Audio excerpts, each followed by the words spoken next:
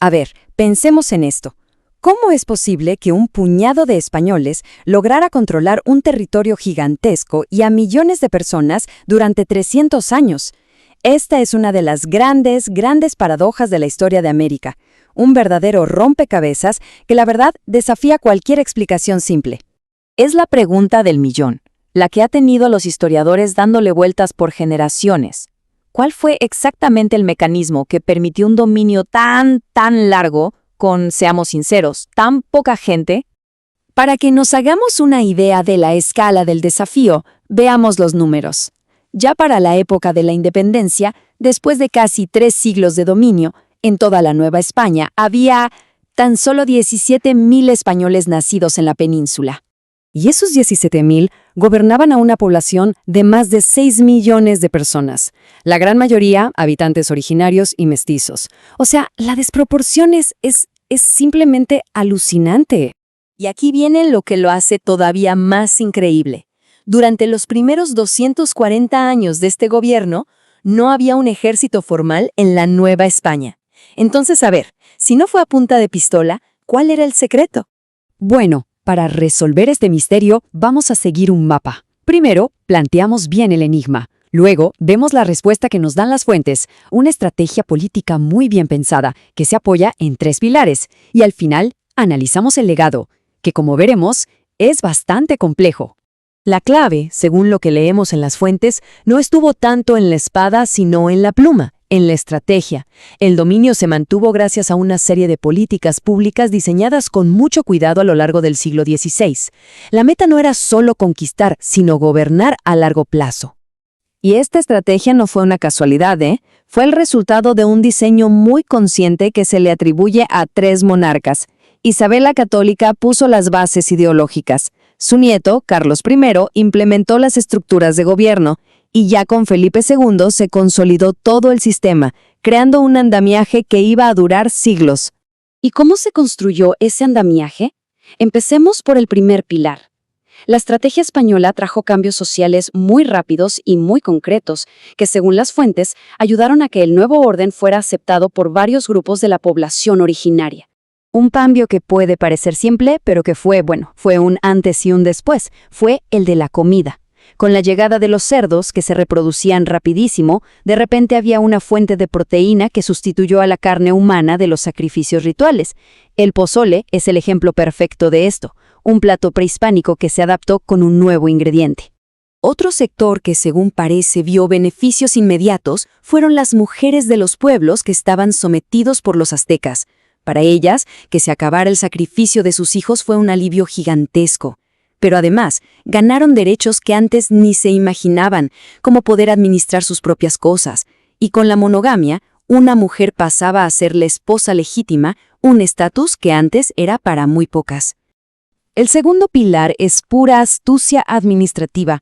Como era imposible poner a un español en cada pueblo, la corona tomó una decisión muy pragmática: gobernar usando las mismas estructuras políticas que ya existían. A este sistema se le llamó la República de Indios.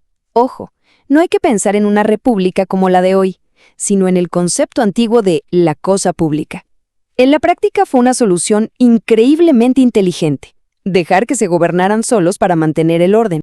La jerarquía era bastante sencilla. En la base estaba el cacique, que muchas veces era de la misma familia que gobernaba antes de la conquista. Él seguía el mando de su gente. Por encima de él, un alcalde mayor español supervisaba a varios caciques. Y en la punta de la pirámide, el virrey, que de hecho tenía el título oficial de protector de los indios. Y llegamos al tercer y último pilar. Este, para muchos, es el más sorprendente, el que menos se espera: la creación de un sistema de leyes exclusivo para la población indígena, totalmente diferente al que aplicaba para los españoles. La idea original de todo esto viene ni más ni menos que de la reina Isabel. En su testamento, ella declaró que los habitantes de América eran vasallos libres, no esclavos, y que por eso mismo merecían la protección directa de la corona. La palabra clave aquí es libres. Y esa protección se convirtió en algo llamado el fuero indígena. Un fuero, para que se entienda, es como un privilegio legal. Garantizaba que una persona indígena, estuviera donde estuviera, sería juzgada con las leyes de su propia comunidad, no con la ley de Castilla. Era una especie de inmunidad legal fuera de casa.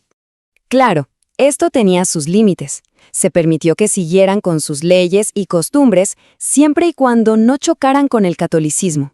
Así que, por ejemplo, sus prácticas de comercio o agricultura seguían igual, pero la poligamia o el sacrificio humano, eso sí, se eliminaron. Y para que este fuero no fuera solo una bonita idea, se creó toda una infraestructura legal para protegerlos. Había tribunales especiales, los juzgados de indios, con abogados de oficio gratis y juicios hablados para que el idioma no fuera una barrera. Y algo crucial, estaban protegidos de la Inquisición y tenían una figura parecida al amparo para defender sus tierras. Entonces, si juntamos las piezas del rompecabezas, la integración social, el autogobierno y este sistema legal propio, empezamos a tener la respuesta a nuestro enigma. No fue solo la fuerza, sino esta estructura tan compleja la que permitió el control. Pero también, y esta es la paradoja, la supervivencia cultural. El resultado final de estas políticas, con todos los abusos y las contradicciones que sin duda hubo, no fue el exterminio que se vio en otras partes del continente. Fue, más bien, la supervivencia de pueblos, de idiomas y de formas de ver el mundo que hoy son la base de lo que es México. Y todo esto nos deja con una reflexión final. Las fuentes históricas nos invitan no a ser jueces del pasado, sino a tratar de entender sus complejidades. Entender esta estrategia de gobierno de 300 años nos obliga a preguntarnos, ¿de qué manera esta historia, de control pero también de supervivencia, sigue moldeando el presente que vivimos hoy?